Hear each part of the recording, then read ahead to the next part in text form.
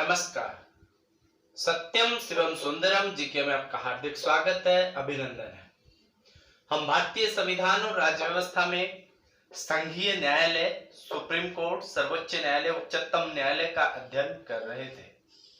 इसमें हमने दो पार्ट अब तक पढ़ लिए हैं, जिसमें एक में हमने सर्वोच्च न्यायालय के जो अनुच्छेद हैं और सर्वोच्च न्यायालय के जो न्यायाधीश हैं उनकी नियुक्ति, उनका कार्यकाल, उनका वेतन, उनके पद, उनकी शपथ, इन सब के बारे में पढ़ा। दूसरे में हमने न्यायपालिका की अधिकारिता, क्षेत्राधिकार यानी शक्तियों के बारे में पढ़ा। आज का जो हमारा टॉपिक है बड़ा इंपॉर्टेंट टॉपिक है, बहुत बार एग्जाम में भी पूछा जाता है और आपको याद भी रखना चाहिए कि आज का टॉपिक है राष्ट्रीय न्यायिक नियुक्ति आयोग, नेशनल जुडिशियरी या जुडिशियल अपॉइंटमेंट कमीशन, जिसको एनजेएसी के नाम से जाना जाता है। क्या है ये, इसके बारे में पढ़ेंगे। आपने अभी तक मेरे चैनल को सब्सक्राइब नहीं किया तो कृपया चैनल को सब्सक्राइब कर लें, बेल आइकन को दबा दें ताकि आने वाले वीडियो की नोटिफिकेशन मिलती रहे, उस सीक्वेंस से आप कंटिन्यू आप इसकी स्टडी है वो कर सके। ध्यान देने की बात है, बाकी आयोग हम बाद में पढ़ेंगे। अभी न्यायपालिका से संबंधित ही आयोग है वो अभी चल रहा है। हमने पिछले टॉपिक में भी चर्चा की थी कि जो न्यायाधीशों की नियुक्ति है ये पुरानी कॉलेजियम जो प्रणाली है उससे ही जो होती है, हम चर्चा करेंगे इसके संदर्भ में भी। आज हम चर्चा करेंगे राष्ट्रीय न्यायिक नियुक्ति आयोग क्या है। राष्ट्रीय न्यायिक नियुक्ति आयोग, नेशनल जुडिशियल अपॉइंटमेंट कमीशन, जिसे शॉर्ट में एनजेएसी के नाम से जाना जाता है। ध्यान देने की बात यह है, ध्यान रखना, एक एक चीज ध्यान रखना। वर्ष 2014 में वर्ष 2014 में जो जज हैं, जो न्यायाधीश हैं, उनकी नियुक्ति के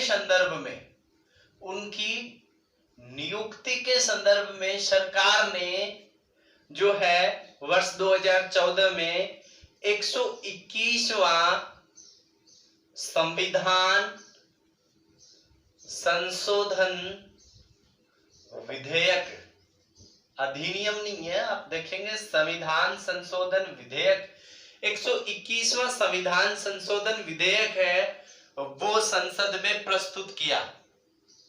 अब ये विधेयक प्रस्तुत किया, इस विधेयक की खास बात थी कि इस विधेयक को पारित करवाने के लिए, जैसे अपने संविधान में व्यवस्था है कि किसी भी कानून को बनाने के लिए उसकी निर्धारित जो जैसे हम कानून बनाने की संदर्भ में है कि कुछ विधेयक उनको लोकसभा में रखा जाता है, राज्यसभा की सहमति की आवश्यकता होती है। कुछ विधेयक जिनको लोकसभा में रखा जाता है, राज्यसभा में, दोनों में पारित करवाना होता है। कुछ को राज्यसभा में रखा जाता है और लोकसभा में पारित करवाना होता है। इसके अलावा कुछ को राज्यसभा, लोकसभा में दोनों में पारित करवाने के बाद जो राज्य विधान सभाएं हैं, विधान मंडल है, उनकी भी सहमति आवश्यक होती है। जैसे आधे से अधिक राज्य हैं, उनकी सहमति आवश्यक होनी चाहिए। तो ऐसा ही इस विधेयक में था। इसमें आधे से अधिक जो विधान सभाएं, विधान मंडल है, राज्य हैं, उन राज्यों की सरकारों से भी इसको सहमति की आवश्यकता थी। तो वर्ष 2014 में जो विधेयक लाया गया था, इस विधेयक को जो राज्य हैं उन्होंने, राज्यों ने क्या कर दी, स्वीकृति दे दी। और स्वीकृति देने के बाद आपको पता है तत्कालीन जो राष्ट्रपति थे, तत्कालीन राष्ट्रपति प्रणब मुखर्जी, तत्कालीन राष्ट्रपति प्रणब मुखर्जी ने क्या कर दिया था, 31 दिसंबर 2014 को ये जो विधेयक है, इस विधेयक पर क्या कर दिया था, हस्ताक्षर कर दिया। और आपको भी पता है कि जब लोकसभा और राज्यसभा ने पारित कर दिया, उसके बाद में राज्य की जो है सरकारें जो हैं उन्होंने भी सहमति दे दी, विपक्षी दलों ने भी जब इस पे सहमति दे दी, उसके बाद राष्ट्रपति के हस्ताक्षर के लिए भेजा गया और राष्ट्रपति के हस्ताक्षर के बाद में वो क्या बन गया, कानून बन गया। ये जो कानून है ये 99वां संविधान संशोधन अधिनियम बना। ये विधेयक तो था 121वां और ये अधिनियम बना 99वां संविधान संशोधन अधिनियम। ये जो 99वां संविधान संशोधन अधिनियम बना, इस अधिनियम के अंतर्गत एक और जो है इस आयोग का गठन है ये किया गया था और इस आयोग को किस नाम से जाना गया? इसको जाना गया NJAC, national judicial appointment commission, राष्ट्रीय न्यायिक नियुक्ति आयोग। अब ये जो अधिनियम और ये जो आपका आयोग है, इसके अनुसार जो भारत के जो न्यायाधीश हैं, हम सर्वोच्च न्यायालय की बात कर रहे हैं, और सर्वोच्च न्यायालय के जो न्यायाधीश हैं, इनकी न्यायाधीशों की नियुक्ति वरिष्ठता के आधार पर की जाती थी। अब ये जो अधिनियम बना, इस अधिनियम के द्वारा और इस आयोग की सिफारिशों के अनुसार जब भारत में न्यायाधीश की नियुक्ति करनी होती है तो उस न्यायाधीश की नियुक्ति कैसे की जाएगी? तो उसकी नियुक्ति जो ये आयोग है, इस आयोग में 6 सदस्य हैं, वो होंगे और ये 6 सदस्य राष्ट्रपति और सर्वोच्च न्यायालय के मुख्य न्यायाधीश है, वो इससे परामर्श करेंगे और परामर्श करने के बाद इन 6 सदस्यों के परामर्श से ही क्या होगी? उस व्यक्ति की नियुक्ति होगी। तो 6 सदस्यीय ये जो कमीशन है, ये आयोग है, ये गठित किया गया। ये 6 सदस्य जिसके बारे में बोलेंगे उसी को ही नियुक्ति, उसी की न्यायाधीश के रूप में नियुक्ति की जाएगी। अब ये जो 6 सदस्य हैं, ये 6 सदस्य कौन होंगे? ये 6 सदस्य कौन होंगे इस आयोग में? तो इसमें एक तो हो गया भारत का CJI, chief justice of India, मुख्य न्यायमूर्ति। उसके बाद में इसका 2 सदस्य हैं, वो हो गए न्यायाधीश, वरिष्ठतम न्यायाधीश सुप्रीम कोर्ट के। उसके बाद में चौथा सदस्य हो गया भारत का कानून मंत्री,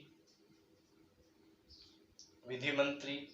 और जो 2 सदस्य हैं, ये 2 सदस्य हैं, ये तो 4 सदस्य हो गए और 2 सदस्य जो हैं, इन 2 सदस्यों की नियुक्ति एक कमीशन करेगा।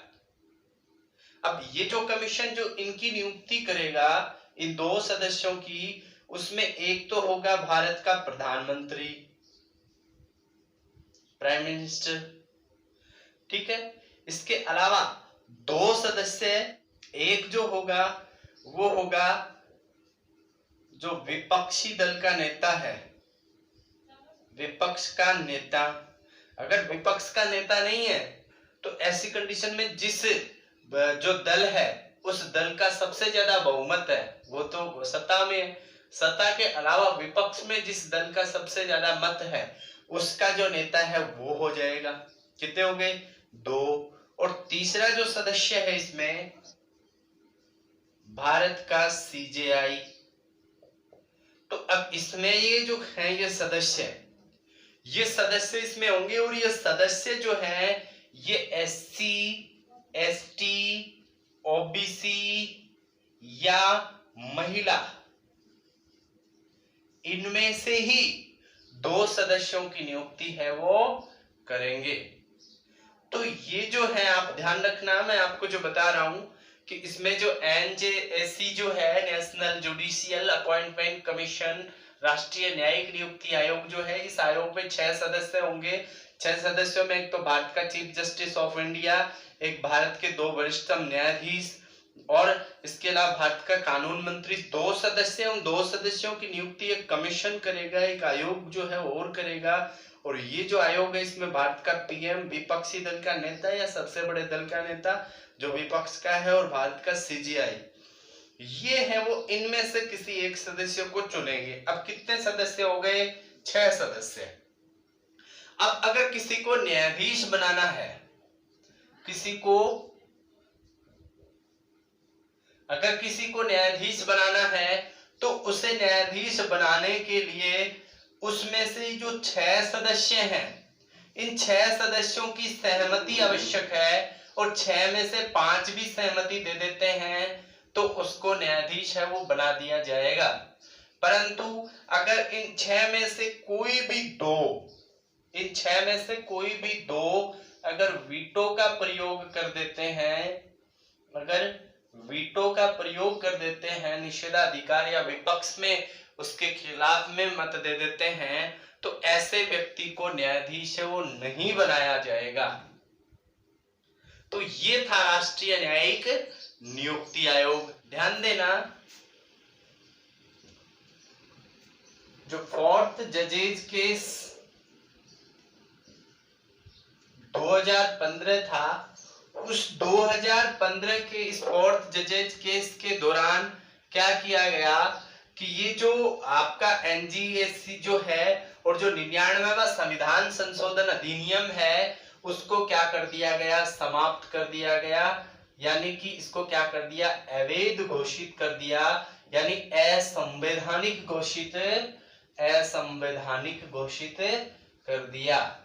कब कर दिया, 2015 में, 4th जजेज केस 2015 में। और ये कहा कि ये जो राष्ट्रीय न्यायिक नियुक्ति आयोग और जो 99वां संविधान संशोधन अधिनियम है, ये न्यायपालिका की स्वतंत्रता का हनन करता है, न्यायपालिका की स्वतंत्रता का हनन करता है। इस कारण से ये जो अधिनियम है ये असंवैधानिक है, अवैध है, इसलिए इसे मान्य नहीं किया गया। क्यों? क्योंकि ये जो संविधान संशोधन अधिनियम था उसके तहत आर्टिकल 124 है और आर्टिकल 217 जो है, यानी न्यायाधीशों की नियुक्ति के संदर्भ में ये सुप्रीम कोर्ट के न्यायाधीश और ये जो हाई कोर्ट के न्यायाधीश, आगे हम पढ़ेंगे आर्टिकल 217 जब हम उच्च न्यायालय पढ़ेंगे तब।